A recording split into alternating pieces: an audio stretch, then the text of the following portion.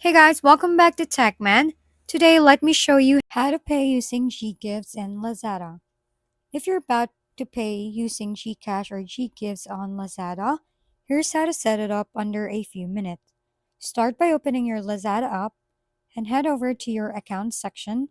Tap on My Lazada Wallet, then select View to access your wallet details.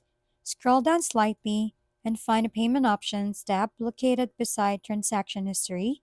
Tap on it, and you'll see a list of available digital wallets you can link.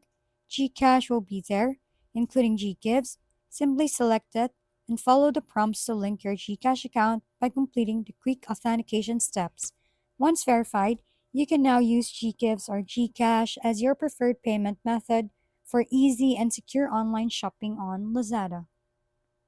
If we've been helpful, kindly give us a thumbs up and don't forget to hit the subscribe and bell button for more contents.